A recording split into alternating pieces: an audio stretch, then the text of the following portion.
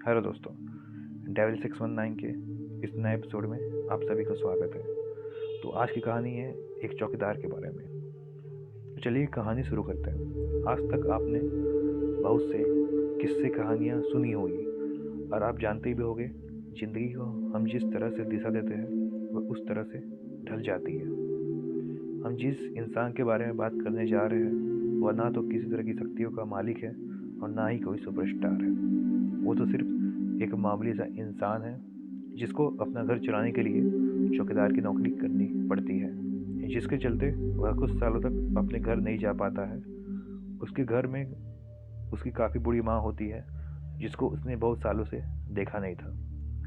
इसी बीच उससे छोटी सी गलती होने पर उसको नौकरी से निकाल दिया जाता है। उससे कहा जाता है, तुम्हारी नौकरी का समय पूरा हो गया, अब तुम आज़ाद हो, जहाँ चाहे वहाँ जा सकते हो। बेचारा चौकीदार वहाँ से कुछ सोचता हुआ चलता जा रहा था। मैंने इतने साल तक इस फैक्ट्री की सेवा की और इसके बदले में मुझे इन लोगों ने ढंग का खाना भी नहीं दिया। बस रास्ते के लिए 3 रोटियां दी। अब मैं क्या करूं, कहाँ जाऊं? मेरे लिए सिर छिपाने को भी कौन सी जगह है? खैर, अब घर चलूं, दिखूं मेरी माँ अभी जीवित है या नहीं।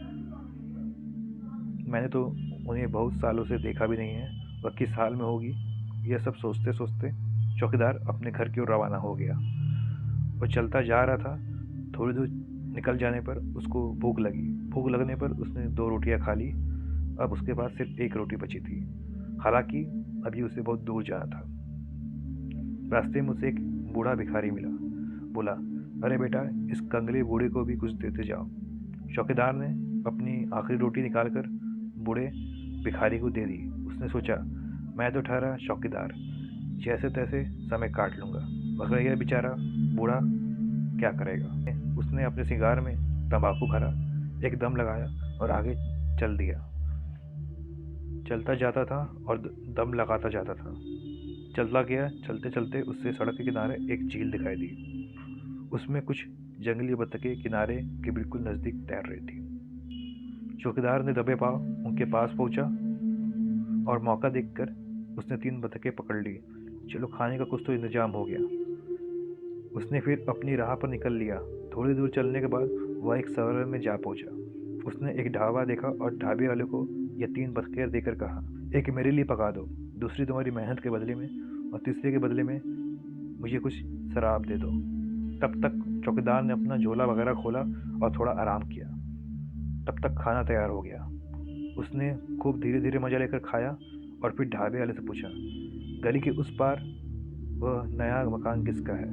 ढाबे वाले ने जवाब दिया, शहर के सबसे धनी व्यापारी ने यह मकान अपने रहने के लिए बनवाया था, मगर वह लाख चाहते हुए भी यहाँ नहीं रह सकता। चौकीदार ने पूछा, क्यों? उस मकान में भूतों का डेरा है। समझ लो कि वह घर भूत प्रेतों से भरा हुआ है। रात को वे चीखते चिल्लाते, नाचते और बड़ा शोर मचाते हैं। अंधेरा हो जाने के बाद मकान के पास जाते हुए भी लोगों को डर लगता है। चौकीदार ने ढाबे वाले से पूछा, उस व्यापारी से कहाँ मुलाकात हो सकती है? मैं उससे मिलकर 2 बातें करना चाहता हूँ, हो सकता है कि मैं उसकी कुछ मदद कर सकूँ। इस पर ढाबे वाले ने उसे व्यापारी का पता बताया। खाना खाने के बाद वह कुछ देर सोने के लिए लेट जाता है और जब शाम होती है तो वह उठकर चला जाता है। व्यापारी से मिला। उसने पूछा, क्या चाहते हो? चौकीदार ने कहा, मैं मुसाफिर हूँ, आपके नए मकान में रात बिताने की इजाज़त चाहता हूँ। चौकीदार ने कहा। व्यापारी ने बोला, तुम पागल तो नहीं हो गए हो? जिंदगी से उब तो नहीं गए हो? जाओ कोई और मकान देखो, शहर में बहुत से मकान हैं। मेरे नए मकान में जब से मैंने इसे बनवाया है तभी से भूतों का डेरा है और उन्हें कोई वहाँ से निकाल नहीं पाता।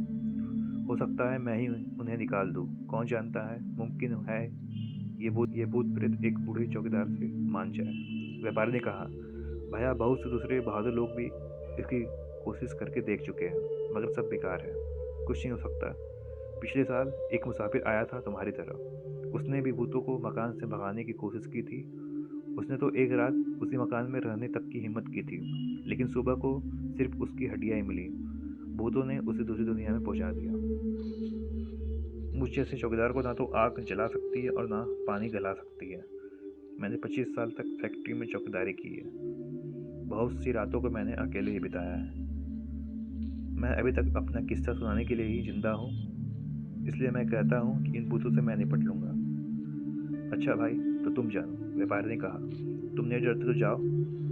अगर तुमने भूतों को मकान से भगा दिया तो मैं तुम्हें ढेर सारा इनाम दूंगा। इस समय तो तुम मुझे कुछ मोमबत्तियाँ, थोड़े से भुने हुए अखरोट और एक भुना हुआ बड़ा सा सलजम दिलवा दो। चौकीदार ने व्यापारी से कहा। दोस्तों, यह था हमारी कहानी का पहला पार्ट। आपको कहानी कैसी लगी? कृपया कमेंट बॉक्स में अपनी राय दें। इस कहानी के सेकंड पार्ट मैं जल्द से जल्द अपने चैनल पे अपलोड करूँगा। तब तक के लिए please like this video and subscribe to my channel.